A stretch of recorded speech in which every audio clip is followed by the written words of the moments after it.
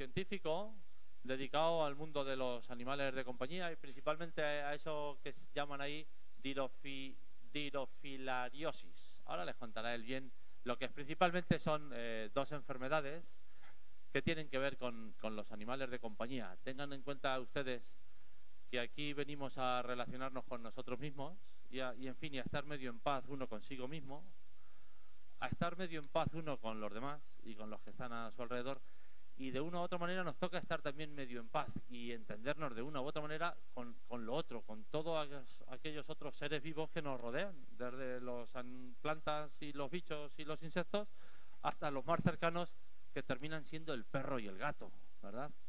Y de una u otra manera todos en algún momento de nuestra vida pues hemos convivimos o conviviremos con estos animales que llamamos de compañía, que a mucha gente realmente le hacen auténtica compañía y que de cuando en cuando, como cualquier ser vivo y cualquier especie viva, pues tienen sus enfermedades que a veces se pueden o no contagiar, enfermedades que pueden ser más o menos delicadas y que algunas de ellas hoy nos van a hablar y son principalmente algunas de las enfermedades que se dan en los animales de compañía de nuestro entorno cercano, de Salamanca.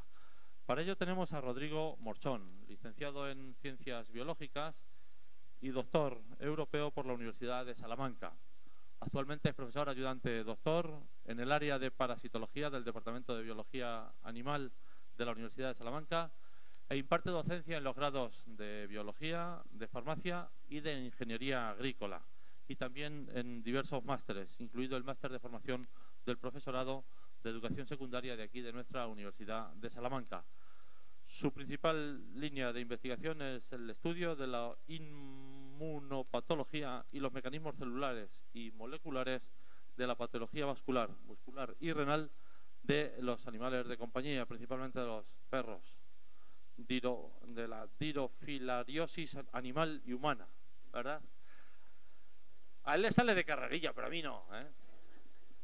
Ha publicado en estos temas más de 25 artículos y ha trabajado también en más de 76 artículos científicos y ha trabajado en más de 25 proyectos de investigación. Por tanto, estamos ante lo que comúnmente podemos llamar un animal universitario que está entregado en cuerpo y alma al estudio, a la ciencia, al conocimiento y en muchos casos, créanme, porque todos pasamos por ahí, sábados, domingos y fiestas de guardar, porque la ciencia y el conocimiento no sabe de horarios, no sabe de días y muchas veces te toca estar a pie del cañón en cualquier momento de la semana. Rodrigo, muchas gracias por venir a contarnos estos temas tan interesantes, tan cercanos seguramente a muchos de ustedes y si no cercanos a ustedes, seguro que cercanos a algún vecino, algún amigo, algún pariente. Disfruten de la tarde, aprendan todo lo que puedan. Dejaremos como siempre al final, dispones pues hora y cuarto. La sesión dura hora y media, ¿vale? Pero siempre pues eso, por si hay alguna inquietud intelectual en alguna de sus cabezas, dejamos 10 o 15 minutos al final para si quieren preguntar. Buena tarde y disfruten de esta agradable compañía. Muchas gracias. Bueno, pues ya me han presentado perfectamente, aunque soy un poco joven, por lo que suelo ver por estas facultades y por la mía. Estoy encantado de estar aquí, es la primera vez que doy una charla o la segunda vez que doy una charla para un público como el que tengo delante y espero que les sea de lo más grato posible. Lo que voy a intentar transmitirles hoy es hablarles de dos enfermedades que una de ellas es con la que trabajo yo, que es la dirofilariosis. Es una enfermedad que además la tenemos en Salamanca, que es endémica en Salamanca, y la leishmaniosis, que no trabajo con ella, pero sí que tengo mucho contacto también con ella por el personal veterinario. Les voy a poner un poco en situación de estas dos enfermedades para que por lo menos cuando tengan animales, gatos y perros principalmente, cerca de ustedes, o estén con ellos o les vean que pueden estar un poco pachuchos, pues podamos trabajar con el personal veterinario, avanzar mucho más, que sepan de estas enfermedades y bueno, pues podamos poner las medidas de control suficientes para trabajar con ellas. Comenzamos hablando un poco con la leishmaniosis. Les sonará esta enfermedad porque últimamente sale mucho en los telediarios. La leishmaniosis humana, que puede ser cutánea, visceral, bueno. La causa un protozoo, como el que ven en la imagen, un protozoo que tiene forma alargada, con un flagelo, tiene dos formas, una forma extracelular y una forma intracelular, Y la intracelular puede estar en diferentes tejidos del hospedador o en diferentes órganos. Hay diferentes especies de leishmania que causan la leishmaniasis animal. En concreto, hay, pues las que ven aquí son multitud de ellas. Las que están en asterisco, que desde el fondo no se ve, pero ya digo que hay muchos asteriscos, son también leishmaniosis que causan en humanos infección, ¿de acuerdo? Las que no, solo la causan en animales. Puede haber una leishmaniosis visceral que afecta a los órganos, una leishmaniosis cutánea que afecta a la piel y una leishmaniosis mucocutánea que afecta fundamentalmente a las mucosas, a las fosas nasales. En concreto es una enfermedad de transmisión vectorial. La transmite un flebotomo.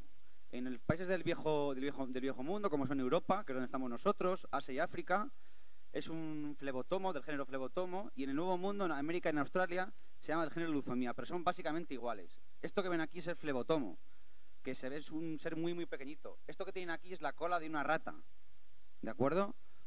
Y es una enfermedad, evidentemente, que pican para chupar sangre. Los hospedadores definitivos, digamos los que se pueden llegar a infectar, son principalmente los perros y los humanos. También se pueden infectar conejos y liebres, zorros, etcétera, etcétera, etcétera. Todo parásito tiene su ciclo biológico. A mí me gusta empezar este ciclo biológico hablando de los vectores. En el flebotomo, cuando el flebotomo tiene en su interior, el vector tiene en su interior los promastigotes, una fase del ciclo biológico, que es la extracelular. Cuando pica el perro o bien pica el humano, hablemos del perro, cuando pica el perro, le inocula esos promastigotes y a la vez chupa sangre. Esos promastigotes rápidamente van a unas células inmunitarias que se llaman macrófagos y se mete dentro de ellas. Y se diferencia rápidamente la forma de amastigote. Esos amastigotes empiezan a multiplicarse, a multiplicarse, a multiplicarse dentro de los macrófagos hasta que el macrófago no puede albergar tanta cantidad parasitaria, tantos amastigotes dentro de él que explotan. Cuando explotan, esos amastigotes van a otros macrófagos donde se empiezan a multiplicar y así sucesivamente. Llega un momento que llega un flebotomo, pica al perro y chupa sangre. Y cuando chupa sangre, estos amastigotes, que están libres porque el macrófago ha explotado, pasan al tubo digestivo. Y en el tubo digestivo del flebotomo, en el aparato digestivo del flebotomo, lo que hacen es diferenciarse a promastigotes. Esos promastigotes se dividen por bipartición sexual, se dividen muchísimas veces, y cuando el flebotomo ha metabolizado la sangre y vuelve a otro hospedador a picar para chupar sangre, le inocula esos promastigotes, viene el perro o otro hospedador, rápidamente esos promastigotes van a un macrófago, se diferencian a mastigotes y se empieza a multiplicar y así continuamente. Con lo cual estamos hablando de una enfermedad sanguínea, principalmente sanguínea. ¿De acuerdo? ¿Dónde podemos encontrar esta enfermedad? En humanos, porque donde hay perros infectados hay humanos infectados, y en concreto en la leishmaniosis cutánea, un tipo de afección lo que pasa en humanos, la podemos encontrar en todos estos países. España, por ejemplo, no se considera un país endémico de leishmaniosis. Endémico de leishmaniosis humana, que es el mapa que tengo aquí. En animal sí, en animal perfectamente sí. Pero ya les digo que si tenemos perros infectados, fácilmente podemos tener humanos infectados, porque el vector también lo tenemos aquí. Si tenemos perros infectados, puede pasar al hombre. De hecho, en España, en lo que se refiere a los perros, la distribución es más o menos esta. Más o menos en Salamanca, ¿vale? En Castilla tenemos un 4 o 6% de prevalencia de perros infectados con leishmaniosis. En Madrid tenemos un 7%. En las costas tenemos hasta un 10%. En las Baleares tenemos hasta un 14%. Es una enfermedad que de cada 100 perros, 14 están infectados. Y en Salamanca, las clínicas veterinarias, los perros que van por los alrededores de Salamanca, se quejan mucho de esta afección. De hecho, si recuerdan, en el 2009 salió mucho en los telediarios un brote de leishmaniosis en Madrid, en Fuenlabrada. ¿Pueden recordarlo? En el que de repente hubo un brote de leishmaniosis humana, superior al 15%. Y empezaron a decir, ¿por qué de repente hay un brote de casos humanos en Fuenlabrada, donde no ha habido un aumento de inmigración, no habían detectado absolutamente nada? Y es que donde la gente que iba a pasear con los perros a los alrededores de Fuenlabrada, sobre todo a un monte, había muchas liebres. Y esas liebres actuaban de reservorio también. Entonces el flebotomo Picaba al perro, picaba a la liebre, ese flebotomo volvía a picar a la liebre y picaba otra vez a otros perros. Esos perros se infectaban, pero además se infectaban y picaban a los humanos, a sus dueños. Y hubo un brote de leishmaniosis humana. Y se dieron cuenta de eso. De hecho, a día de hoy, ese brote de leishmaniosis, que apareció en el 2009, no está todavía del todo controlado. De hecho, el año pasado hubo 150 casos humanos de infecciones humanas por leishmaniosis, ¿de acuerdo? Debido a esto. Ese brote todavía no está controlado. Estamos hablando de 150 casos. Pero si esto no se controla, esto puede aumentar. Yo siempre digo en clase que cuando hablo de bienestar animal, podemos hablarlo de dos formas. Una, para que el animal se encuentre bien, o una, para que yo no me tenga que gastar dinero en él. O sea, a la gente que tenga quiera que su animal de compañía esté sano y esté en perfectas condiciones, pues que le controle y que le trate como tiene que tratarle. Y si no, pues que es que le va a costar dinero como se enferme. Entonces, esas dos cosas, por A o por B, tienen que controlar al perro. Entonces, lo importante de esto que les quiero decir es que además puede transmitirse al hombre. En concreto, la especie que afecta a los perros se llama Leishmania infantum, que también puede pasar al hombre. Entonces es importante que perro que esté infectado por esta enfermedad o este parásito, pero que tengamos que tratarlo y controlar su carga parasitaria. Porque si no, al fin y al cabo, el humano de compañía, el humano, su dueño, puede llegar a ser infectado. Y eso causa muchas más patologías y ya nos afecta a nosotros. En los perros, en nuestros animales de compañía, pues el estado general de un perro, sus signos clínicos, podemos decir que es un estado nutritivo deficiente, que empieza a tener atrofia muscular, las mucosas pálidas, hepatosplenomegalia, fiebre, etcétera, etcétera, etcétera. El perro se empieza a encontrar mal, apático, se vuelve apático el perro. Ya no está tan ocioso como antes. Las heridas que podemos encontrar a nivel cutáneo, que son las más comunes, son las que veis en la fotografía: patas sangrantes, con heridas en los hocicos, se les cae mucho el pelo, se enrojece la piel, ¿de acuerdo? Eso es muy fácil verlo en los animales de caza, sobre todo en los podencos, es muy fácil de verlo, ¿de acuerdo? Se llama dermatitis exfoliativa. Locado general también puede ser papular, puede causar úlceras, puede ser nodular, etc. Y un signo también muy característico de la leishmaniosis en animales es la leishmaniosis óptica, en la que podemos ver lesiones conjuntivales difusas. Es decir, que los perros a la larga van a producir ceguera, se va a producir ceguera a los mismos perros. Con lo cual hay que tener en cuenta que nuestro animal de compañía le puede pasar esto o se puede quedar ciego, ¿de acuerdo? Y hay que tener muy en cuenta esos signos clínicos que o los vemos nosotros o nos lo va a decir el veterinario. ¿Cómo podemos diagnosticar esta enfermedad? ¿Cómo podemos hacer un buen diagnóstico? No solo por los signos clínicos, no solo por ver las afecciones que tiene el perro, sino también porque hay que tener en cuenta tres características fundamentales para el diagnóstico. La primera de todas es que hay perros asintomáticos. Es decir, pasa lo mismo en los humanos. Ustedes, ¿cuándo están enfermos? Yo se lo digo, para que no haya aquí un silencio. Una persona está enferma es cuando desarrolla signos, síntomas, ¿de acuerdo? Mejor dicho, síntomas. Yo puedo estar infectado, pero no estoy enfermo, porque no tengo síntomas. Esta enfermedad, normalmente los perros se dice que no están enfermos, son asintomáticos, no tienen síntomas. Luego el animal está sano, pero tiene el parásito dentro, es portador de esta enfermedad. Puede haber incluso hasta curaciones espontáneas, ¿de acuerdo? En el menor de los casos, pero puede haberlas, ¿de acuerdo? Pero eso complica mucho el diagnóstico. ¿Qué es lo que complica el diagnóstico mucho más? Los signos no específicos enmascarados con las enfermedades. Es decir, la fiebre, las heridas que pueden producirse, las heridas cutáneas, pues se pueden confundir con otras enfermedades. Muchas enfermedades que causan lesiones cutáneas, ¿vale? Muchas enfermedades que causan ceguera en los perros. Y además que puede haber formas atípicas. No toda herida es típica, una herida típica, una lesión cutánea, todas son iguales, sino que puede haber cosas muy, muy, muy diferentes, ¿vale? E incluso en el caso de estos perros, las uñas, por ejemplo, hay muchos perros que se empiezan a alargar y se empiezan a curvar rápidamente, ¿vale? Y no siempre es por leishmaniosis, también puede ser por otras enfermedades. ¿Qué test de laboratorio utilizamos? Pues es un test de un solo paso. Exactamente igual que el que tenemos, por ejemplo, con el de la prueba del embarazo.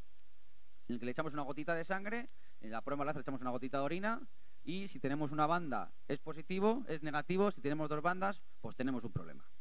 ¿Vale? Digamos que sería un test parasitológico, en el que también podemos ver un test serológico, que es el que acabo de contar. Hay muchas marcas, no vengo a dar publicidad de ellas. La marca IDES, la marca Urano, hay otras muchas marcas. He puesto estas dos porque son las con las que más trabajo y las que nos dan dinero en el laboratorio. Por eso las pongo. Y el kit este es de Urano. Y como tenemos un proyecto con ellos ahora mismo, con Dirofilaria, pues hombre, pues por lo menos les doy un poco de publicidad a esa marca en concreto. Valen 3 euros las pizetinas. Si las venden por más, os están timando. También puedes hacer un análisis parasitológico, es decir, sacar sangre del hospedador del perro y ver in situ, ver en la sangre del perro esos amastigotes en los macrófagos o fuera de ellos, ¿vale? O coger los flebotomos, machacarlos y ver si tienen promastigotes. También hay otras técnicas como la PCR, que es amplificar el ADN del parásito, o incluso el serodiagnóstico, que es incluso dejarse picarse por flebotomos y luego esos flebotomos extraer la sangre, cultivar esa sangre y ver si hay promastigotes, ¿vale? Si hay promastigotes en un medio de cultivo, es que realmente pues, el perro está infectado. Fíjense lo que pongo aquí en rojo. No hay cura parasitológica para la enfermedad. Es lo más importante de esto. Perro infectado con leishmaniosis, nunca va a desaparecer la carga parasitaria. Puede ser más, puede ser menos, pero nunca va a desaparecer. Y en los humanos exactamente igual. No hay un tratamiento efectivo, ni hay una vacuna efectiva. No lo hay. Cuando tratamos, que normalmente los perros se les trata con todo este cóctel de medicamentos, o con las pentaminas, el alopurinol, etcétera, etcétera, la fotericina B, que son las más comunes. Tratamos la enfermedad y lo que hacemos es bajar la carga parasitaria, destruir muchos parásitos. Pero nunca terminamos de destruir todos los parásitos, porque muchos de ellos van a la médula espinal, al sistema óseo, se quedan ahí en fase latente y de repente cuando bajan las defensas, de repente aparecen todos los parásitos, se empiezan a multiplicar. O sea, no hay tratamiento efectivo. Sí hay tratamiento para poder bajar la carga parasitaria, aunque el perro pueda hacer vida normal. Sí, no ha tenido heridas ni signos muy evidentes ni demasiado agresivos. Los fármacos que tenemos son caros y requieren de regímenes de varias dosis, con lo cual el tratamiento es caro, sale a la larga muy caro, ¿vale? Existen recaídas, por lo que os digo, porque el sistema inmune de repente baja y de repente como el parásito sigue estando en fase latente, puede haber un repunte y podemos encontrarnos a la larga los mismos signos. Entonces hay que tener muy en cuenta esto, que el tratamiento hay que tratar al perro, pero no podemos llegar a eliminar la enfermedad por completo, a erradicarla. ¿Qué es lo que podemos hacer para que nuestro perro no entre en contacto con el parásito? Tenemos, y seguro que para otras enfermedades, para el que tenga perros y gatos, seguro que ha utilizado collares repelentes de mosquitos, de flebotomos, de piojos, de garrapatas. Aquí os pongo Excalibur porque para mí es el collar Feten. Hay otras marcas. Este no me da dinero. Pero yo, que he hecho un estudio de mosquitos, he capturado mosquitos, a mí me pasó una vez que yo ponía un tul y yo me metía debajo del tul y dejaba que los mosquitos me picasen y con un aspirador les cogía. Y yo luego veía qué especie era y luego les machacaba y amplificaba su DNA y veía si estaban infectados o no. Pues cuando llevaba a mi perro, ya se ha muerto el Juli, que fue antes el perro que el torero, pero bueno. Cuando llevaba a mi perro, llevaba el collar, no entraba ningún mosquito. Y le llevé 2 o 3 veces y dije yo, ¿cómo es posible que no entre ninguno con un 80% de humedad? Yo me iba cerca de Matacán, ponía allí mi tienda, que normalmente entraban los mosquitos. Estaba, ¿cuándo nos pican los mosquitos? 7, 8 de la tarde, 9 de la tarde, entraban allí como querían y con el perro no había manera. Y ya me di cuenta y dije yo, a ver si va a ser el collar. Evidentemente, era el collar. Dejé de llevar al perro y volvieron a entrar otra vez todos corriendo. O sea que ese collar funciona. Hay otras marcas que son mucho más baratas. Hay unas que valen el collar, el envase vale 10 euros. Este estamos hablando de unos 30 euros nos ocupa el verano entero. Pero otras marcas valen 10 o 12 euros. Lo que pasa es que cuando el perro se mete de repente en un charco, pues acabó el polvillo, que es el que tiene el repelente, pues se quita y hay que ponerlo otra vez y bueno, no son tan efectivos en ese caso. Y luego están la marca Advantix, que son una especie de gotitas que se ponen alrededor, encima del perro. Si el perro es muy grande se le ponen en 3 dosis, si el perro es muy pequeñito se le pone una dosis. Y repelen bastante bien, están funcionando muy muy bien. O sea, esos dos tipos.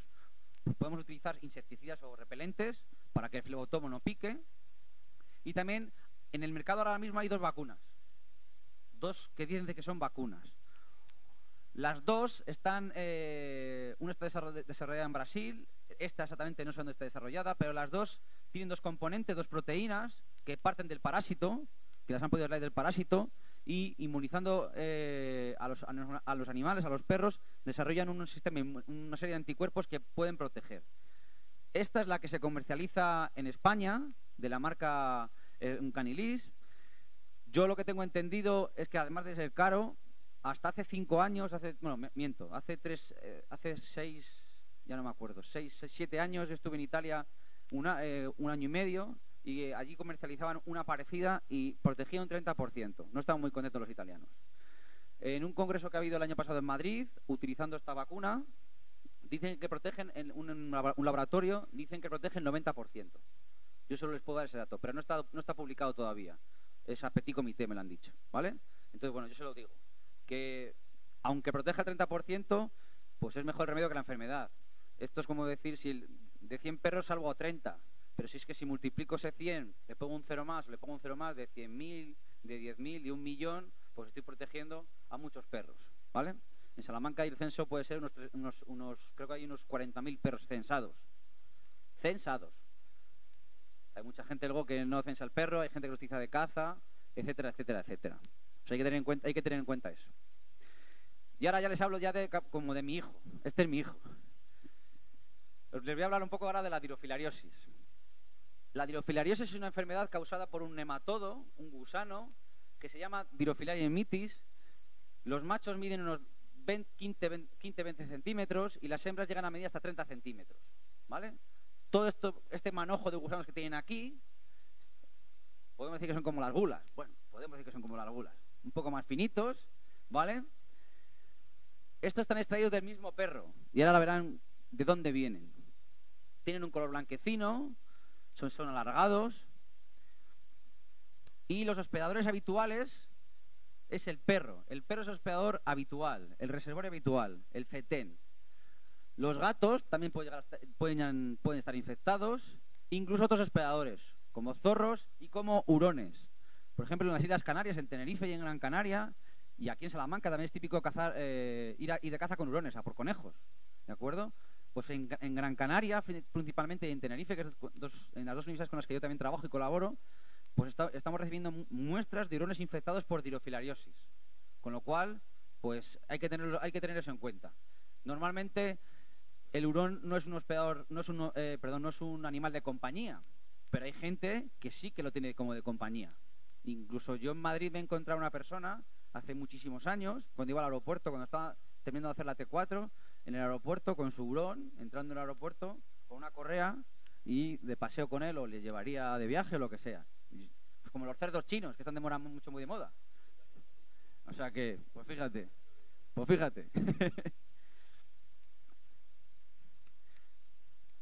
También es una enfermedad de transmisión vectorial, pero en este caso no lo transmiten los flebotomos, sino lo transmiten los mosquitos culícidos, es decir, los mosquitos que nos pican en verano.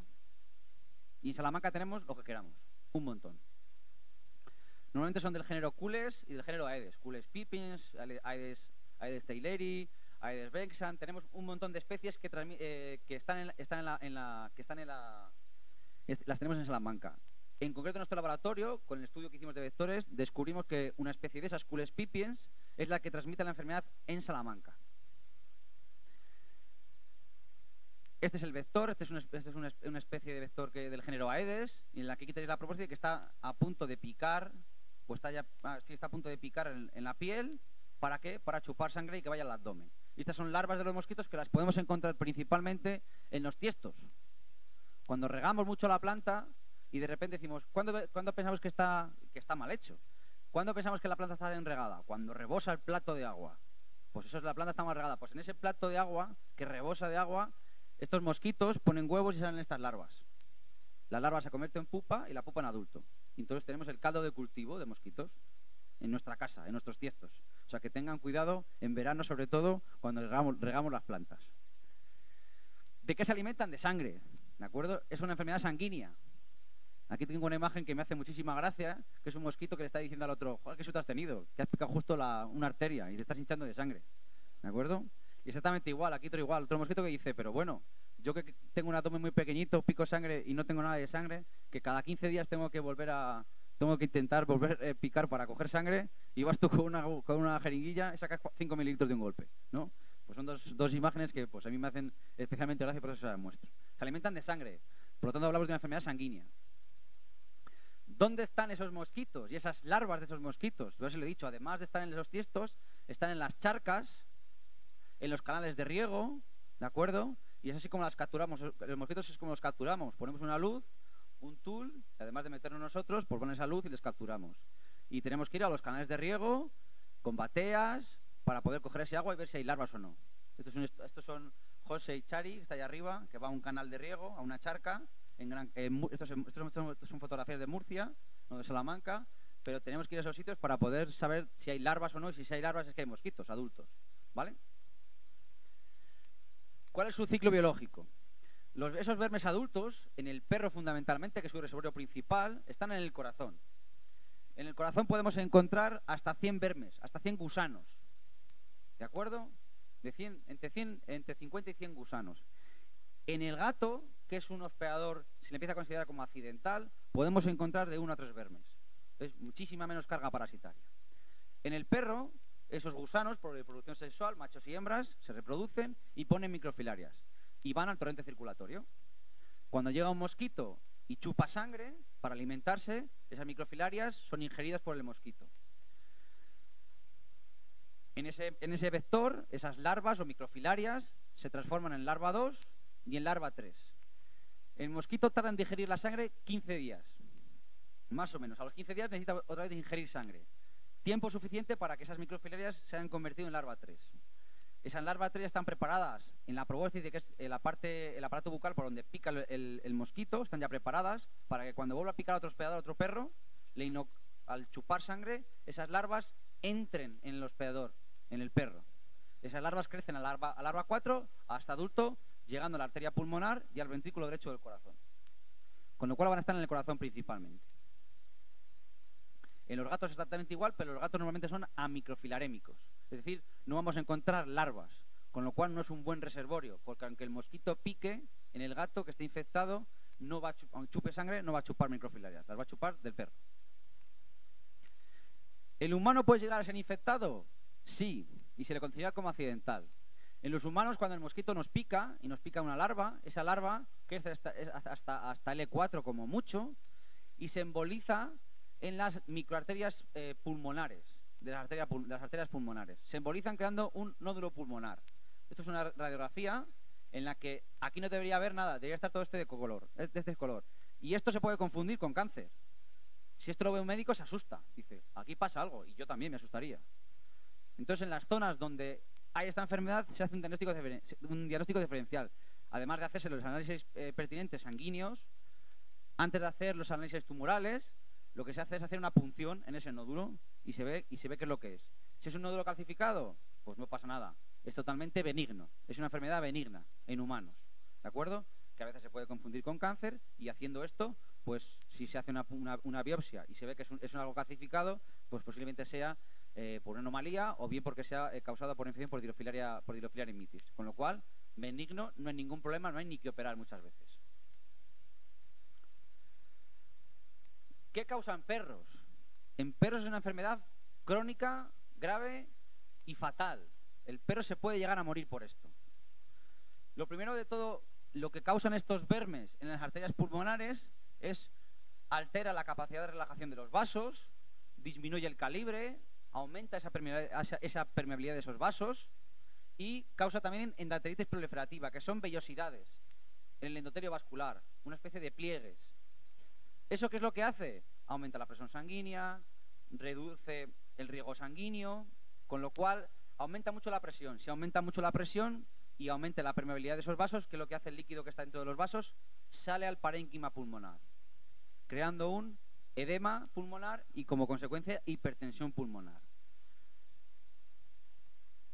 Estos daños endoteliales y estos daños pulmonares afectan al corazón, agrandándose para poder bombear la sangre que mandaba antes, porque ya tenía gusanos dentro, tiene que agrandarse, tiene que hipertrofiarse y se puede crear un fallo cardíaco congestivo, causando la muerte del perro.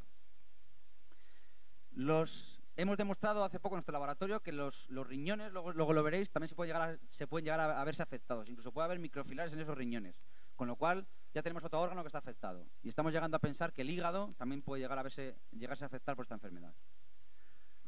No solo grave porque sea crónica, sino que además de esa cronicidad de esa enfermedad, paralelamente se puede desarrollar una patología aguda, debido a que esos gusanos de repente pueden morirse, pueden destruirse debido a la muerte natural o a que los tratemos.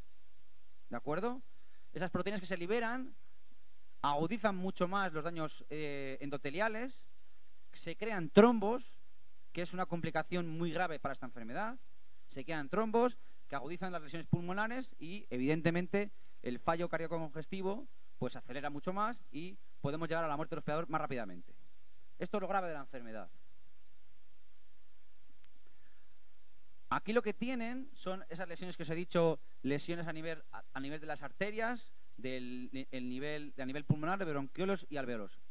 Estas tres fotografías son de perros sanos. En las arterias, esta es una arteria pulmonar de un individuo sano, de un perro sano. Cuando un perro está infectado, fijaros lo que pasa. Tenemos el gusano dentro e incluso tenemos mucha cantidad de células inmunitarias dentro de él, con lo cual se constriñe mucho y se pueden causar hasta granulomas, con lo cual eso ya complica mucho más la enfermedad. Y los bronquiolos y los alveolos exactamente lo mismo. Fijaros lo que le produce un bronquiolo de un perro sano a uno que está infectado. No tiene nada que ver, ¿no? La pinta que tiene y de la complicación que puede llegar a dar. Esto ha sido publicado por estas personas. ¿Cuáles son los síntomas, los signos y los síntomas de que un perro esté infectado? El perro va a empezar a tener tos, una tos crónica. Cuando el perro tose, normalmente los perros tosen muy poco o nada, pero pueden llegar a toser. Pero cuando empieza a toser mucho, pues tenemos que empezar a sospechar.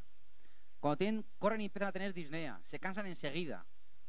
Cuando tienen lipotimias, cuando vemos que cuando empiezan a correr, cuando les hacemos ejercicio, el perro pues sufre mucho cuando termina ese ejercicio físico. Cuando empieza a tener debilidad, con minúscula, anorexia, en definitiva, empieza a perder mucho peso. Si ya lo llevamos al veterinario, tiene ya ruidos cardíacos, tiene arritmias y se le empieza a hinchazar mucho el abdomen, además de las patas. ¿Vale? ¿Por qué? Porque el riego sanguíneo no está funcionando como debe estar funcionando. Aquí tenéis dos perros. Este es un podenco canario, en el que veis que está excesivamente delgado. ¿De acuerdo? Ahí está tumbado. ¿Dónde podemos encontrar esta enfermedad? Ya os he dicho que es una enfermedad que la encontramos en perros principalmente, en gatos y en humanos. Bueno, pues para que os hagáis una idea, en todos los sitios donde están en amarillo, o bien tenemos un gatito, o bien tenemos al perro idefix, que es donde la encontraríamos en perros, es una enfermedad cosmopolita. La podemos encontrar en cualquier parte del mundo. Y en la que no está, que está en blanco, si vamos y mostramos seguramente la encontremos. Se puede encontrar en cualquier parte del mundo. Es más, en Rusia, luego lo veréis, hemos encontrado perros infectados y humanos infectados por esta enfermedad.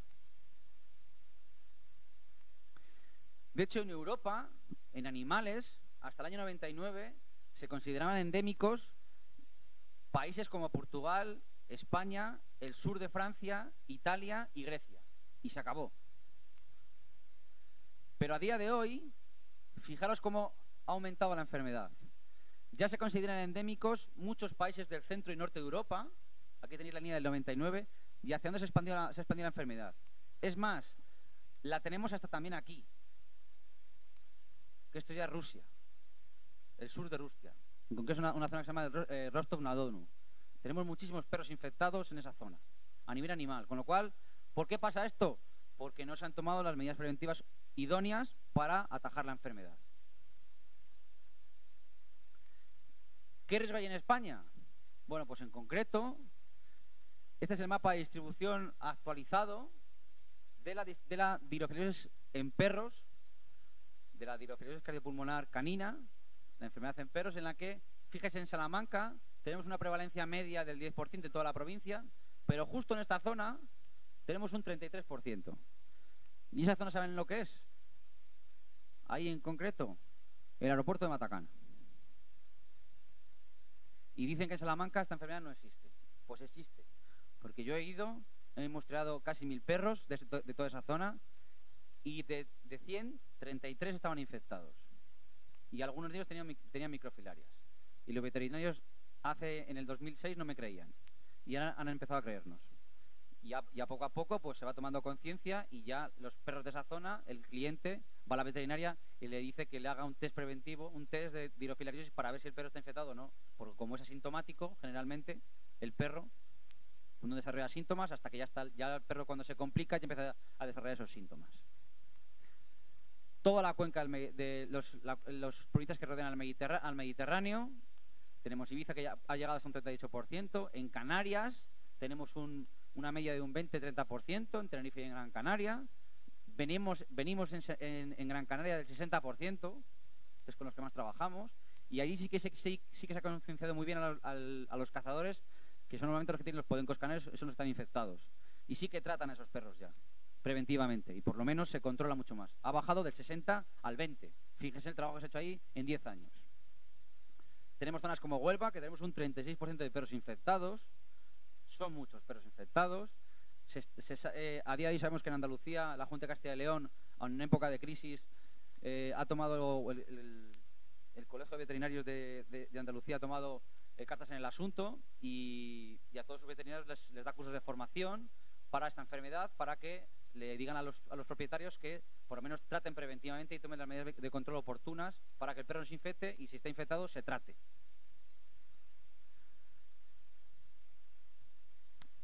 Hemos hecho un estudio reciente nosotros en el que normalmente los mapas de predicción siempre se daban por temperaturas, por calor. Entonces, si hace mucho calor, pues hay mosquitos. Que a veces hay poco calor, hay menos mosquitos. En verano, por ejemplo, en Salamanca, aquí tenemos en verano hay mosquitos, en invierno no hay mosquitos. ¿Por qué en invierno no hay mosquitos? Porque estamos casi a menos 10 grados muchas veces y no hay mosquitos. Pero llega el verano, la primavera y empiezan los mosquitos. Pero nosotros hemos llegado a pensar que nos llamaban de muchos centros veterinarios de España y nos decían, mire, es que aquí no es que no haga ni frío ni calor, es que aquí tenemos una charca al lado y los pueblos de alrededor, los clientes vienen con su perro y dicen que sus perros están infectados y están infectados con leishmaniosis. ¿Cómo puede ser?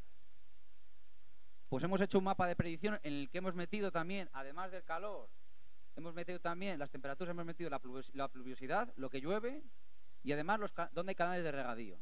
Y hombre, fíjense que el mapa de distribución, estos son los regadíos que hay, esto es lo que llueve en España, evidentemente llueve mucho más en el norte que en el sur, pero fíjense si integramos estos dos mapas en uno mismo, con un sistema que se llama GIS, y vemos en rojo las zonas con alto riesgo de transmisión y en amarillo o blanco las de bajo riesgo de transmisión. Fíjense cuál es el mapa. En el interior, que se supone que la península ibérica es una meseta que se dedica sobre todo al secano, hay muchísimas zonas en las que hay muchísimo riesgo de contraer la enfermedad y de que la enfermedad se desarrolle. Y en concreto aquí tenemos Salamanca. Ese puntito de ahí es Salamanca. En concreto es Matacán, esa zona. Y ya les diré más cosas sobre ello. ¿En Salamanca hay esta enfermedad? Sí. Y si dicen que no, os están mintiendo. Y lo digo aquí y me están grabando. La enfermedad existe. ¿De acuerdo? Esto les será conocido. Esto es un mapa de una vista aérea. La capital está aquí. Esto es Salamanca. Este es el río Tormes. Y aquí tenemos el aeropuerto de Matacán, que es el aeropuerto, digamos, el aeropuerto fantasma. Tenemos un avión o dos y poco más. Aquí está el aeropuerto, ¿de acuerdo? Y vemos que esto es un secarral entero y justo en el centro hay una zona de regadíos. Es decir, que hemos tenido que llevar el agua a esa zona para que sea de regadío. ¿Qué es lo que están pensando? Caldo de cultivo para los mosquitos. De hecho, Matacán, por si no lo saben, tiene una historia. El nombre tiene su historia, que se la voy a contar ahora por si no la saben. Ahí hay un cuerpo militar que en el logotipo del cuerpo de la base aérea de Matacán tiene una liebre. Y está la frase típica de "Quan natura non da, salmántica non presta". Es decir, que o estudias o no viene la ciencia, la cultura o lo que tengas que estudiar por ciencia infusa, como se solía decir antiguamente. Bueno, pues matacán, antiguamente y hoy en día, antiguamente se cazaba con caballos y con galgos, ¿de acuerdo? Se iban a cazar liebres con galgos. El galgo corría detrás de la liebre y el galgo de repente se moría. Y se decía que es que las liebres mataban a los galgos, porque les hacían llevar a tal punto de su ejercicio físico que sea tan alto que les mataban. Y de ahí viene el nombre matacán, mataperros, viene del latín. ¿Vale? Una cosa que saben. ¿Pero qué es lo que pasaba? Y además esa zona se utiliza también mucho pues, para campeonatos nacionales de carrera de galgos. Si vamos al aeropuerto de Matacán, yo alguna vez que he ido, cuando he ido a Canarias, o he ido a Tenerife, en verano cuando ponen algún avión, o he ido una vez a Barcelona, pues cuando van al aeropuerto siempre se encuentran liebres por el camino. Y de hecho yo pues, antiguamente con mi padre, mi padre que es cazador, iba por las zonas de por detrás, a los cotos de caza, y se encuentran muchas liebres, y se siguen matando liebres. Y vamos también, y cuando había galgos, bueno, cuando hay galgos también, cuando se cazaban con los galgos, pues había muchas liebres. Normalmente, pues, o a veces, el galgo tiene suerte y puede coger a la liebre. Las liebres corren muchísimo y además son muy esquivas, ¿vale? Pero ¿qué es lo que pasaba? ¿Por qué esos galgos se morían? ¿Porque se cansaban y se morían? Pues en los años 60 llegaron unos veterinarios, cogieron esos galgos, los abrieron, cogieron ese corazón, lo abrieron y encontraron gusanos de Dirofilaria mitis dentro de ese corazón. ¿Por qué se morían los perros? No porque corrieran mucho y se cansasen y morían de repente, sino que ese infarto que estaba provocado por estos gusanos estaban en el corazón. De hecho, en Salamanca, en la capital, en los alrededores de la capital, tenemos un 1,6%. Esto es la capital. ¿Ves esa zona que estaba, por ejemplo, ahí? Tenemos un 1,6%. En Matacán llegamos hasta el 29%, 30% de perros infectados. Un estudio que hemos hecho en La Rioja, también exactamente igual. En la capital hay un 0%, pero en las zonas de regadío un 12%. En Zaragoza, un 0%, y en las zonas de regadío, 32%. Nos vamos al Delta del Ebro, que es una zona exclusivamente de regadío, y tenemos un 26% de prevalencia. Más atrás hay un 0,85% de prevalencia. Luego, con lo cual, los regadíos están directamente implicados en la expansión de la enfermedad. En Madrid tenemos los mismos datos y en Barcelona exactamente también los mismos datos. Este estudio lo ha hecho mi grupo de investigación. Yo he participado luego en el que se han hecho mapas de predicción en Rusia. En Rusia no hay enfermedad. Bueno, pues con mapas de predicción se han visto que por las temperaturas en rojo son las zonas en las que tienen más riesgo de contraer la enfermedad, y en amarillo pálido y en blanco las que menos. Y se ha hecho un mapa de predicción en el que hasta el 2000 ves que la enfermedad ha ido aumentando. Y en el 2011 sigue aumentando aquellos países propensos a contraer la enfermedad. En Rusia. Esto se ha comprobado en el que se ha cotejado con 2.154 casos en los que 914 ocurrieron en Rusia. Es decir, en toda esta zona de aquí, además de hacer ese mapa de predicción, humanos que también pueden ser infectados, pues hemos visto que se corrobora, que es decir, que del año 81 hasta ahora ha habido un aumento en el número de casos de humanos infectados. Es decir, que si hay humanos infectados, hay perros infectados, y hay muchos más perros infectados. Solo el calentamiento global, solo el aumento de las temperaturas ha influido en eso, tanto en España, en Europa, como en Rusia, como en otros continentes. Pues es que hay en muchos sitios en los que hay muchos perros callejeros. Estos perros callejeros no se controlan, y si están infectados son reservorios que purrulan por las calles, que pican que los mosquitos los pican, cogen esas larvas y van a nuestros perros, y aumenta mucho más la enfermedad. Entonces hay que tener en cuenta con los perros callejeros, hay que tener un control, ¿de acuerdo? Estas son fotografías de ciudades rusas que nos las han mandado, en la que esto es normal. Esto en Italia también es normal. En Florencia, esto es una fotografía también típica de Florencia. Hay muchos perros por Florencia, por el otro margen del río. Por donde está el Miguel Ángel. Si alguno ha ido a Florencia, pues por allí. Atravesando el Ponte Vecchio, el Puente Viejo, donde tiraban antes, donde están las joyerías, que son ahí las máscaras de Florencia. Y tienes que luego andar un poco más. Bueno, pues esto es una imagen típica. Entonces, hay que tener en cuenta que la ausencia de las medidas de control en la población canina hace que esta enfermedad se distribuya mucho más. Este es un ejemplo de Rusia, pero hay otros países que pasa exactamente lo mismo. Os pongo un ejemplo de lo que de cómo se puede complicar mucho el tema. ¿Se acuerdan del huracán Katrina? ¿No? Hace unos años, principalmente en una de las ciudades más afectadas fue Nueva Orleans. Yo tenía un amigo allí que se llama Luisma, que estaba dando allí clases de inglés, y él estuvo durmiendo en el estadio de fútbol durante muchos meses hasta que su casa le reubicaron para poder dormir en la que fue su casa, que luego tuvo que irse a otra. El huracán fue de aquí y devastó muchísimas zonas del sur de Estados Unidos. Bueno, pues hasta ese año la prevalencia en perros y en gatos era mínima, era casi del 0%. Cuando sucedió el huracán, la prevalencia aumentó al 50% en perros casi y al 4% en gatos, cuando estaba controlada la prevalencia. De hecho, la gente, miren cómo la gente transportaba, por ejemplo, a sus mascotas. Las metían en un tupper grande y ahí están 3 gatos en las que la gente transportaba a sus mascotas.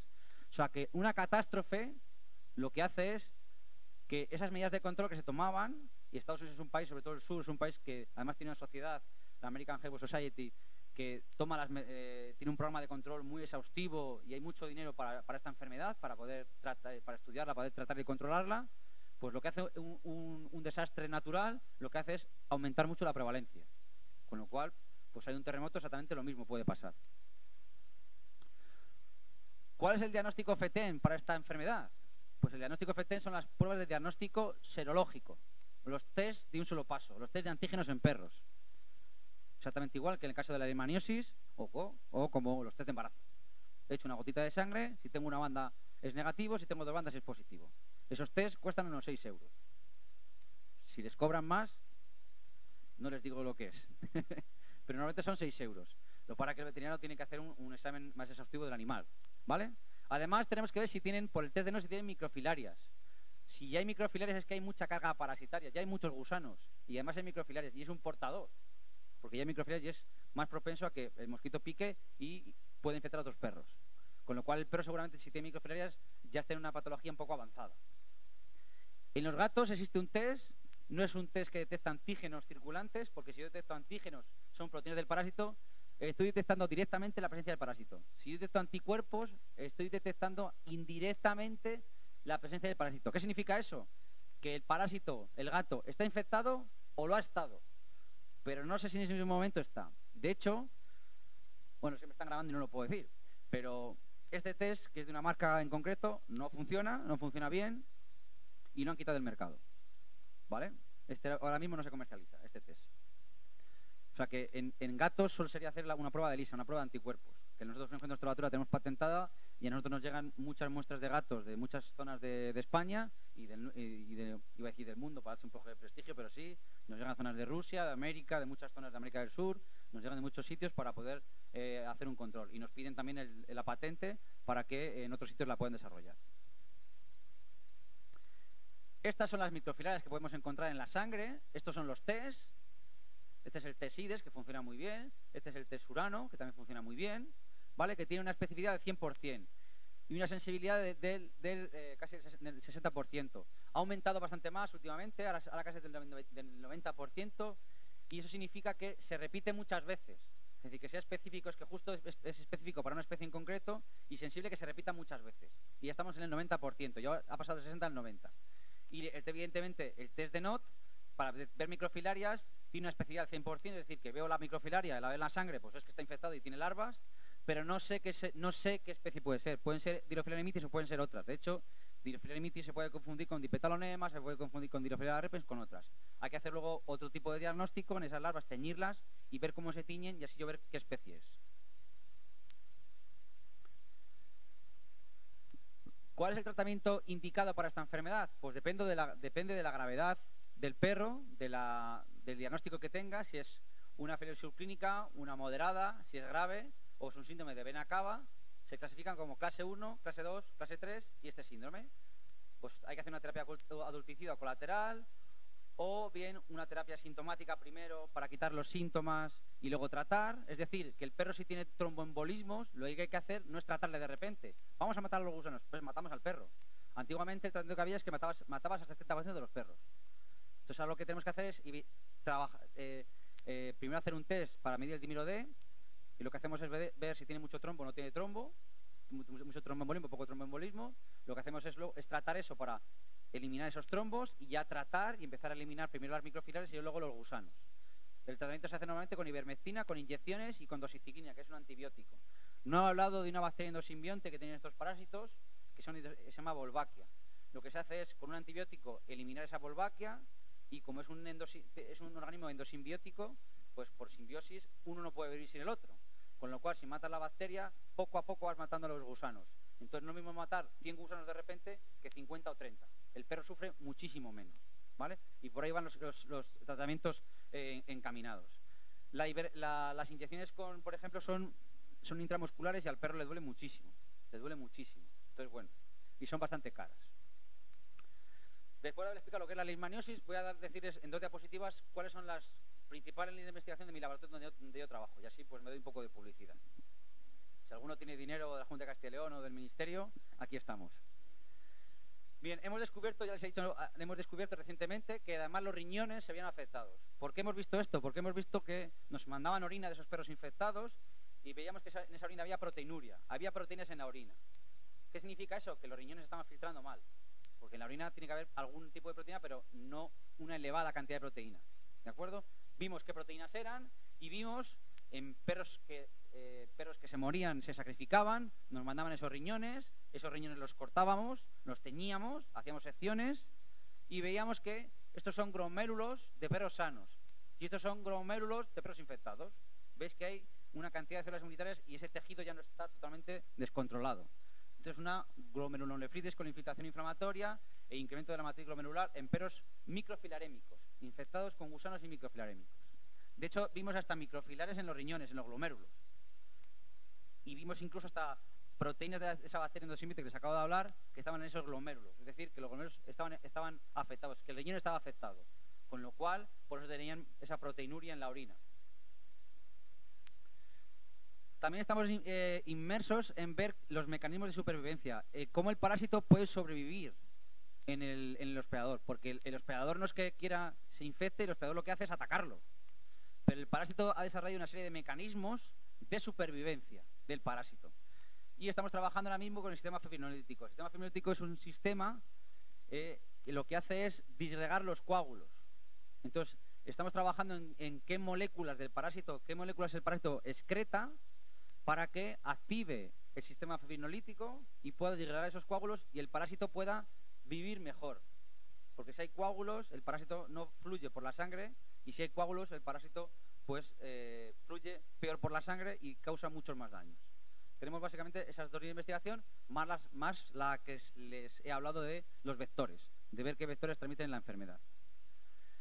Y nada más, este es mi grupo de investigación ahora mismo actual, en el que somos 6 personas conmigo, y el grupo de Gran Canaria. Aquí aquí estamos en la playita, aquí pasándonoslo bien. Además de trabajar e investigar, pues vamos a la playita y comemos y pescadito frito y esas cosas que están muy bien. El doctor Montoya y la doctora Carretón, mi jefe Fernando Simón, mi compañero de laboratorio Javier González Miguel y más gente del laboratorio que está trabajando ahora mismo con nosotros. Y poco más les puedo contar. Esta es una caricatura que me hizo un amigo mío, de hecho su madre está ahí, es de Alejandro Santos, una caricatura que me hizo en mi cumpleaños. Yo suelo ser muy castellano, me gustan mucho los celtas cortos y trabajo con perros y lo que trato es de intentar salvarles la vida. Y por eso me hizo este cartel. Así que muchas gracias a todos por la audiencia. Espero que les haya gustado.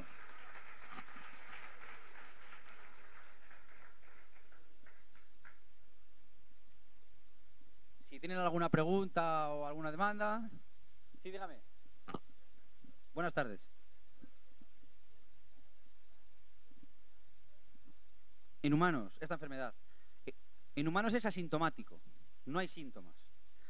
Esta enfermedad, el nódulo pulmonar cuando se detecta, normalmente es cuando tú vas al médico y a lo mejor se te detecta por otra anomalía. Tú empiezas a tener tos y te hacen una radiografía y te dicen, anda, si tienes un nódulo. Pero no, es totalmente asintomático. Este tipo benigno, ¿de acuerdo? No hay ningún tipo de síntoma que afecte al pulmón. Tú no toses porque tengas un nódulo, ¿de acuerdo? toses por otra causa, pero no por ese nódulo. Puedes tener otro tipo de complicaciones. ¿Le he respondido bien? Sí. En humanos es asintomático, no hay síntomas. De hecho, el nódulo, le repito, el nódulo se descubre, o por los médicos lo ven, cuando vas al hospital y aquejado de otra afección. Y ven de repente en una radiografía que tienes un nódulo. Dicen, ¿y esto qué es? Pueden verte otra cosa, pero tú no toses por el nódulo. No. En los humanos es asintomática, no es crónica. En los humanos queda un nódulo y se emboliza y se queda un nódulo y fin de la historia. En los perros sí que es crónica, luego es grave, luego se agudiza y sucesivamente se puede empeorar mucho más la enfermedad. Igualmente en los gatos. En los hurones también son unos animales algo también particulares, en los que pasa lo mismo que en los gatos, porque pueden encontrarse también muy pocos vermes en el corazón y de repente se mueren. ¿Y por qué se han muerto? Por esto. ¿De acuerdo? Pero en humanos la enfermedad no es ni crónica ni grave. Nada. Dígame. Hola, buenas tardes.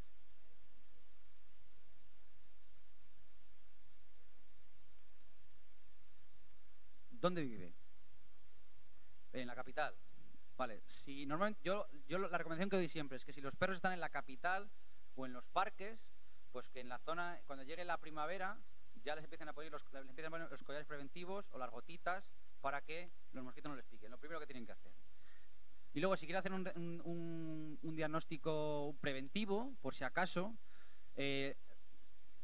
bueno, les voy a hablar de una veterinaria que yo me llevo muy bien con ellos y son con los que hacemos estos estudios. Hay una clínica veterinaria que se llama la Clínica Los Álamos, que está en las Bizarricas, ¿de acuerdo? Y Manuel se llama él, el jefe de la clínica, y él les puede hablar de la enfermedad. Entonces, lo que se haría es hacer un test que contactaría con nosotros, nos mandaría la sangre y le haríamos nosotros el test. Entonces, normalmente cuando a los perros les llevamos por la zona de Matacán a correr, pues hay que tener cuidado, ¿vale? No significa que no les lleven, sino que les lleven, pero que les lleven con los collares preventivos para que no haya ningún problema. Y en la capital, sobre todo en primavera y verano, hay que tomar las medidas preventivas óptimas, porque aquí tenemos en la capital, solemos tener un 1 o 2% de prevalencia. No es muy alto, pero bueno, sí que es sensible.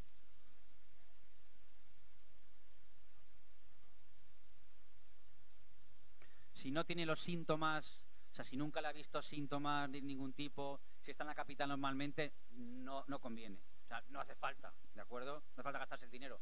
Yo le diría que sí, que vaya donde mi amigo y que le trate y que le vea, pero no haría falta, Sí que le aconsejo que el tratamiento preventivo, es decir, y los tratamientos preventivos también para las helmintosis, para muchas helmintosis, el Cardotec, que le suelen dar preventivamente en primavera.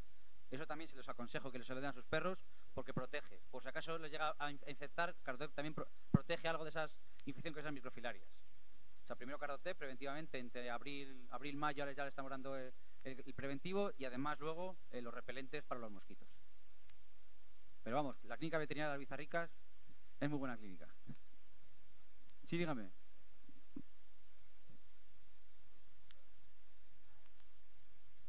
No. Eso transmiten otras enfermedades. O sea, las cagadas también hay que tener en cuenta la cagada o la mierda de los perros. O la mierda de los gatos. Eso hay que dejar. Pues hay que intentar que el perro no se acerque a ellas. Porque hay otras enfermedades intestinales. Otras parásitos intestinales que están en esas heces y que pueden transmitirse al perro. En una de esas heces normalmente hay huevos de nematodos o huevos de platelmintos que pueden transmitirse perfectamente al perro.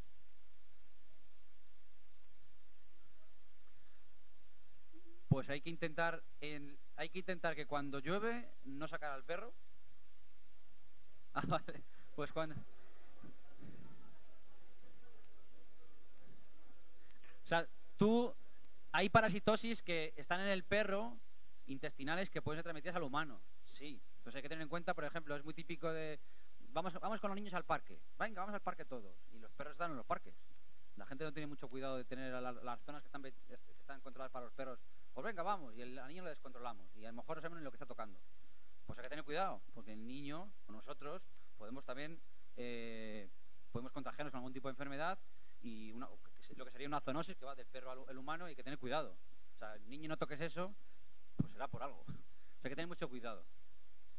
Y sobre todo, si hablamos ya de personas y de niños, pues cuando llueve en los parques, pues mi recomendación es que, pues, aparte que se van a mojar, pero al día siguiente tampoco vayan, o que vayan a parques limpios, que estén acotados. Por ejemplo, hay zonas aquí, la zona del Parque San Francisco, pues hombre, ¿qué quieren que les diga? Yo vivo cerca de ahí y los perros no están en la zona acotada para perros. O cerca del Mercadona Nueva en la Avenida Villamayor. Los perros no están en la zona acotada para los perros, están en el parque. Y el parque está, donde están los perros están al lado de los niños. Bueno, no pasa nada, porque no les van a morder.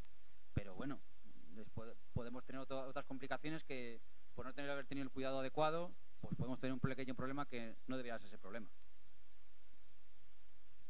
¿Más preguntas? Pues nada, muchas gracias por su atención y espero que les vea el año que viene.